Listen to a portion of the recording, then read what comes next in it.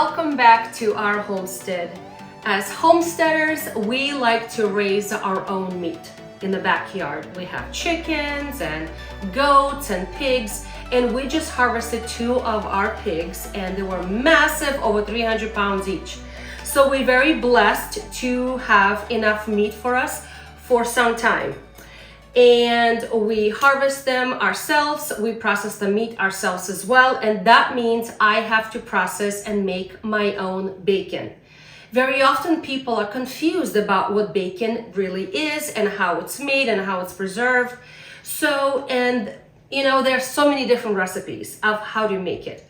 And in the past, I only done it with a very simple method where I would just take the pork belly and I would salt it with just non-iodized salt on every side and put it in a cool place, allowing the extra moisture to be removed. And then we wash it, rinsing it off, drying it, and smoking it because we have a homemade smoker as well. That was 5-6 years ago. Actually, even more than that.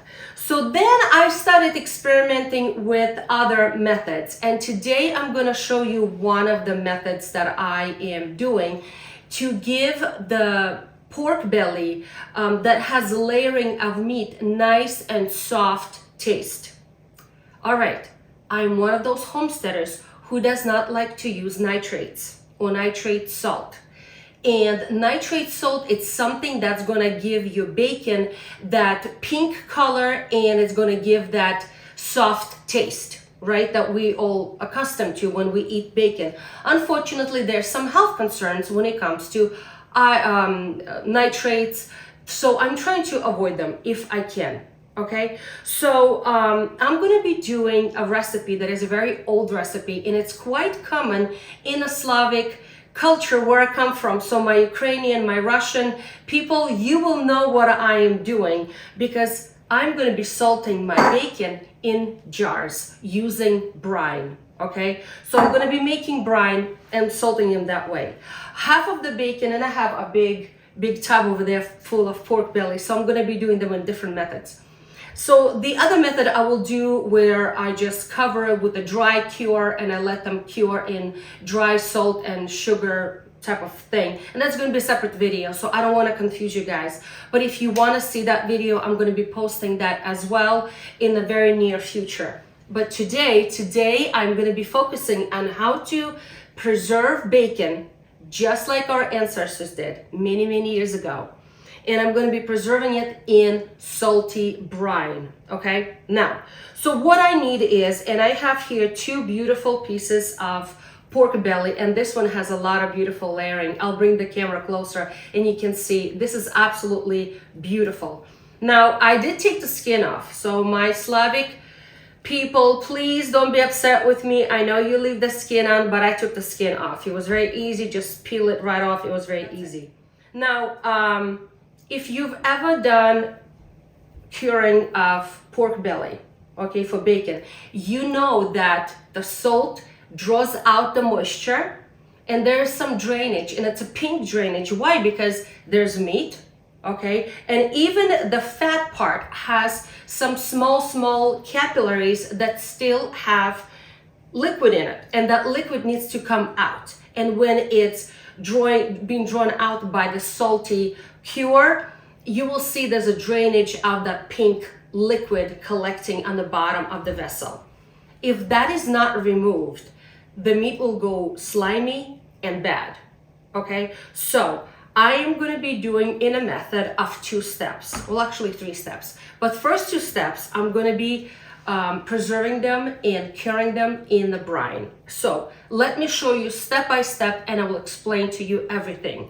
I will leave the description of the recipe in the description box, but I will explain what I'm doing as I'm doing it. Okay, so step number 1, I have this beautiful pork belly that I washed and I dried it with paper towel so it's nicely dried. Okay, and then I have a cutting board, and I'm going to be cutting them into smaller pieces. And the reason why I'm cutting them into smaller pieces because I'm going to be putting everything in the jar, and I want it to fit nicely compact in this jar. So let me bring the camera closer and I'll show you what I'm going to be doing. So first things first, I need to make the brine, and I'm going to be measuring everything in metric system because it's easier for me to work in a metric system. And if you and everything's going to be measured in grams and in liters. So I have 3 liters of water, and it really doesn't matter how much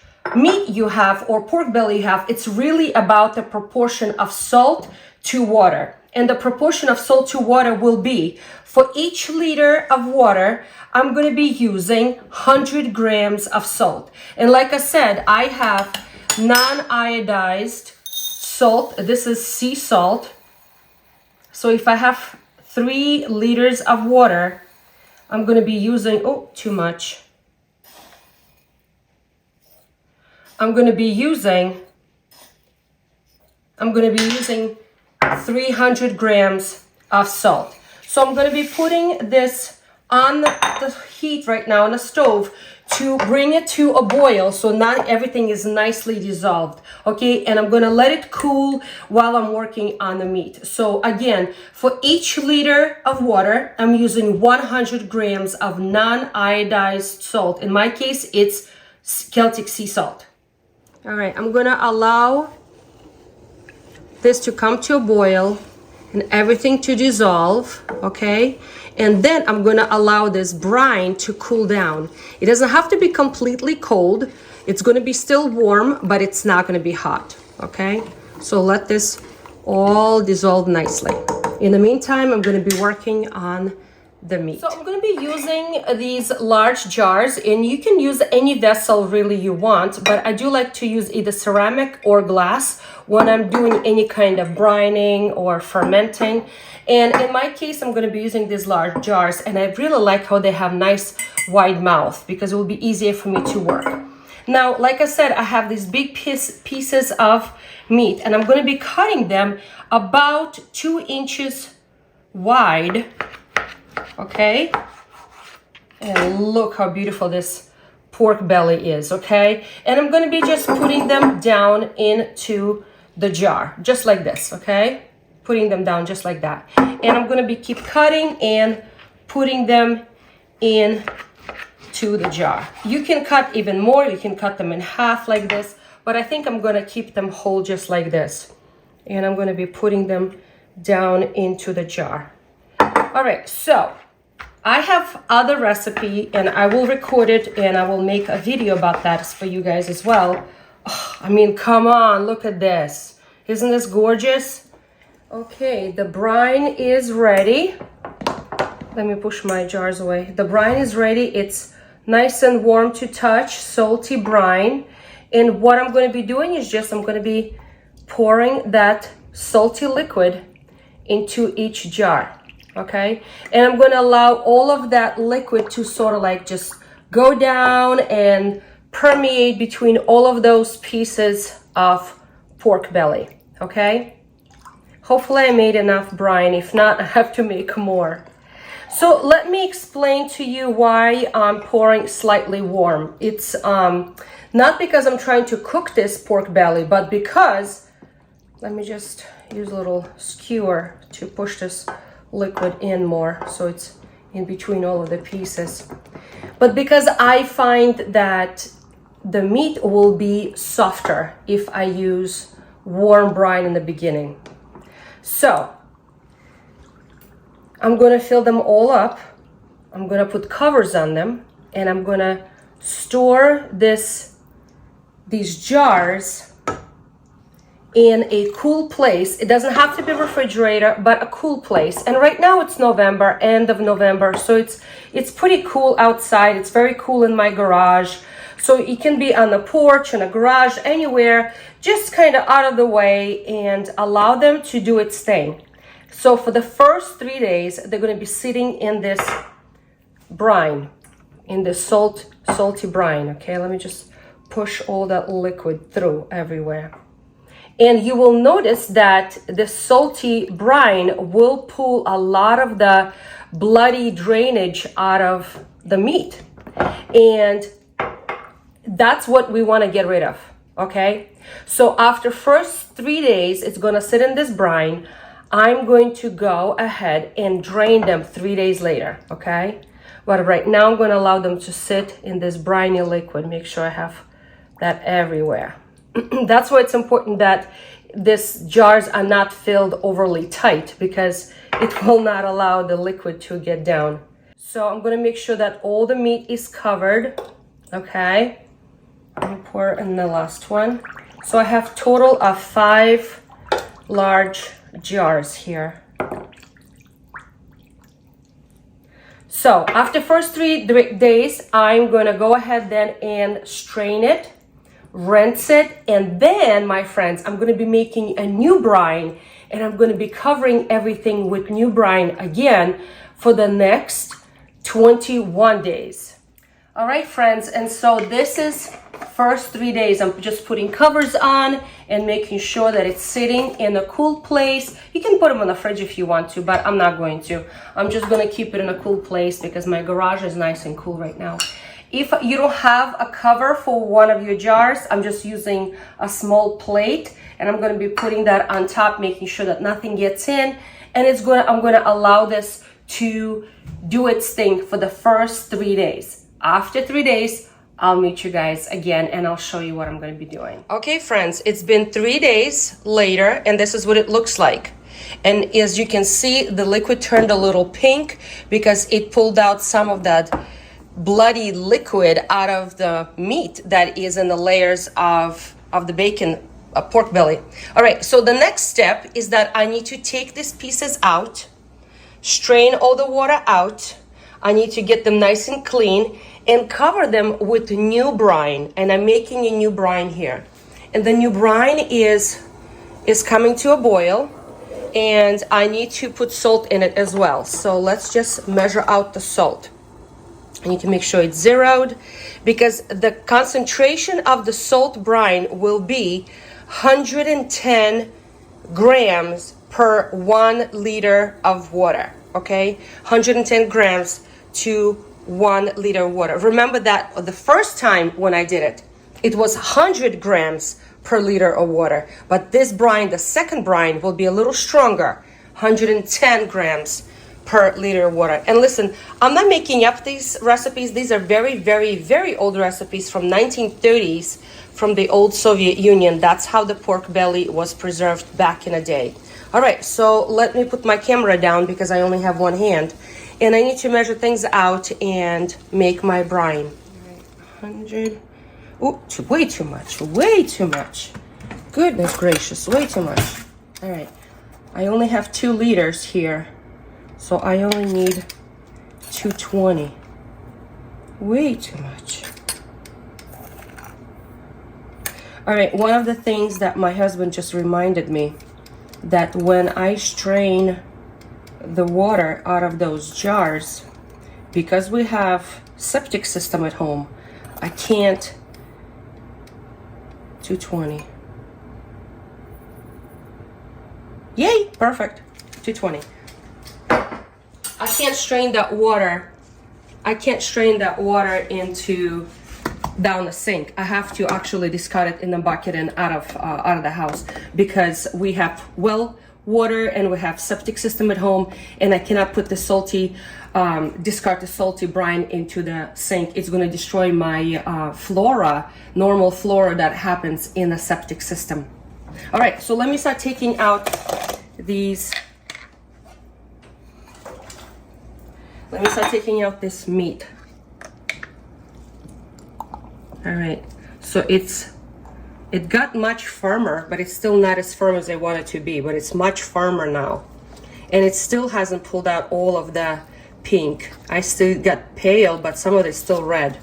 So I just need to start pulling everything out, because I need to make sure that they're all nice and clean, okay? And I'm gonna be filling up with fresh brine. All right, now I need to just rinse them all, okay? before I put them into the new jars, clean jars with clean new brine. And I'm just gonna rinse them. Now they are all rinsed. I'm putting them back in the clean jars, and I'm gonna be covering them with that new brine that I just made. Just like last time, I waited for this brine to cool off a little bit, but it's not completely cold. And the reason for that is because that's how the original recipe calls for, is because to keep the skins, because some of these pieces have skins on, to keep the skins a little softer. All right, you don't have to do it as a warm brine. You can completely cool it off, but mine is going to be slightly warm. It's not going to be hot. I don't do hot brine. It's going to be slightly warm, and I'm not doing very tight. I don't push this very tight because I want to make sure that the brine completely fills up this jar between all of the pieces, and each piece gets plenty of salt. All right, and so now I'm just gonna keep filling up all my other jars with this beautiful bacon. It's gonna be bacon, and it's gonna go and sit in a cool place. How cool of a place? Now, if you have a root cellar, that would be phenomenal, but I don't have one. So it needs to go in a cool, dark place, and I can put it in, I do have some space in the fridge, and I'm gonna keep it in the fridge while it's doing its thing for the next 18 days. Remember how we already did 3 days? So this one's gonna be next 18 days, total of 21. Now to this brine right now, I did not add any spices, no garlic, no bay leaf, nothing, none of that. Only salt and water. 110 grams of salt to 1 liter of water. This is the second brine. The first brine was 100 grams of salt to 1 liter of water. All right, so I think this is gonna be, I may put another piece. I just don't wanna do too tight. I'll see if I can add another piece later. All right. So now I have my cooled off brine, but it's slightly warm so I can put comfortably finger in it, and it's nice and warm. And it's just a salty brine, and I'm going to be pouring in all of these jars, making sure that the brine gets between all of the pieces. Okay, so give it time to settle down, and if I have to, I will use a skewer to push more to make sure that it gets between all of the pieces everywhere. Okay, and I made about 2 liters of brine. I hope it's enough, but if it's not enough, I'll make more. I just hate to make a lot of brine and not use it. All right, these guys are going in the fridge for the next 18 days. I made sure that all the air pockets were out, and it was completely covered with salty brine everywhere on each piece of the meat. All right, so this is my method, one of the methods that I like to preserve, and I will show you what it's going to look like 18 days later. So salting time total is 21 days. Okay friends, 18 days later, welcome back. So let me show you what it looks like now and what I'm going to be doing with it. Remember the first step, we put it in a salty brine for the first 3 days, then I drained it, I rinsed it, I put them back in the clean jars, and I filled it with a salty brine again. And I promised that I'm going to show you what I'm going to do at the end. So this is the final step. So let me show you the things we're going to need for this final step, and I will show you what I'm going to do. Okay, so I'm gonna be using a special spice rub, and for this I'm gonna be using some garlic, and I have very large cloves of garlic here that I'm gonna be mixing together with bay leaves. And notice how I'm not measuring anything. It's pretty much to your taste. All right, so I'm putting that together, and I'm gonna be putting some pepper, black pepper. You can put black peppercorns or already crushed pepper, doesn't matter. Okay, and also to this I'm going to add a little bit of steak seasoning. You don't have to, but I will, because I like some of the spices that are here. And I'm just going to be mixing it all together, okay, to create a spice rub.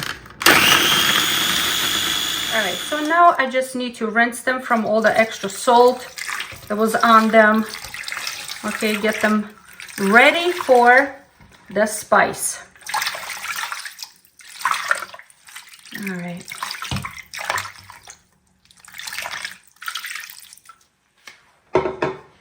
All right, just wash them down a little bit. And I'm just gonna put them on the paper towel just to dry them off. All right, so now I'm gonna grab a spoon, couple of spoonful of the spice, and I'm gonna start rubbing the spice on it. So at this point, I would not eat it just as is, even though I do know people who will. I prefer to actually slice it later to use it as bacon. All right, so I think that's done. Okay, so now let's just get a little bit of this spice rub and just rub all the pieces very generously on each side so it will have a chance to permeate all that goodness on all pieces, just like this. And I'm going to be doing that with all of these pieces of pork belly that eventually will be sliced and sizzled on a skillet with eggs, and it's going to be delicious, delicious bacon. All right, here's my bag, and I put just 2-3 pieces because I don't like to put too much, and they're gonna go in the machine. Let me get all this air out.